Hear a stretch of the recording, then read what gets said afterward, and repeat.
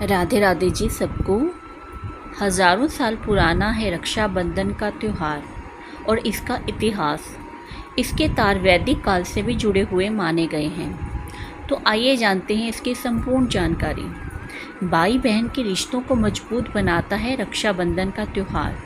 रक्षाबंधन जाने कितना पुराना है ये त्यौहार। रक्षाबंधन का पर्व भाई बहन के बीच प्यार का त्यौहार है। एक मामूली सा धागा कैसे रिश्तों को और मजबूत बनाता है, इसकी मिसाल है ये त्यौहार। पर क्या आप जानते हैं कि ये त्यौहार कितना पुराना है?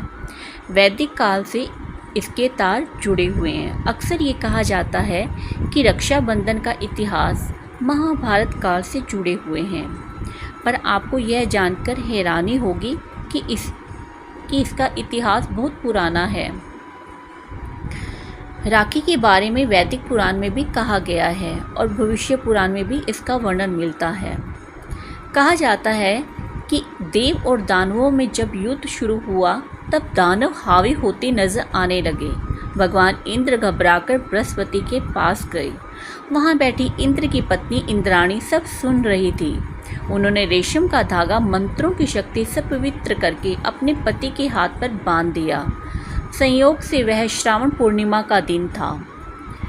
एक और जुड़ी हुई कथा जो राजा बलि से संबंध रखती है। राजा बलि स्कंद पुराण में, पद्म पुराण में और श्रीमद् भागवत में वामन अवतार नामक कथा में रक्षाबंधन का प्रसंग मिलता है।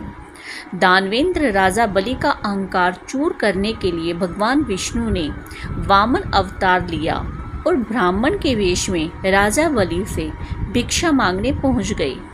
भगवान ने बलि से भिक्षा में 3 पग भूमि की मांग की। भगवान ने 3 पग में सारा लोक नाप लिया और ऐसा कहा जाता है कि जब उन्होंने आकाश, पाताल और धरती नाप लिया और राजा बलि को रसातल में भेज दिया। बलि ने अपनी भक्ति के बल पर भगवान से रात दिन अपने सामने रहने का वचन ले लिया। भगवान को वापस लाने के लिए नारद जी ने लक्ष्मी जी को एक उपाय बताया कि लक्ष्मी जी ने राजा बलि को राखी बांध अपना भाई बनाया और पति को अपने साथ ले आई। उस दिन श्रावण मास की पूर्णिमा तिथि थी और ऐसे कहा जाता है कि उसी दिन ही लक्ष्मी मैया ने राजा बलि को राखी बांधी थी। महाभारत से जुड़े हुए एक और तार हैं। कृष्ण भगवान ने राजा शिशुपाल को मारा था।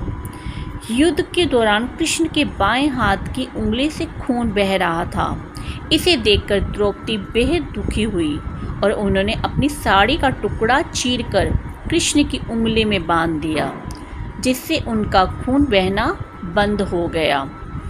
कहा जाता है कि तभी से कृष्ण ने द्रौपदी को अपनी बहन स्वीकार कर लिया था।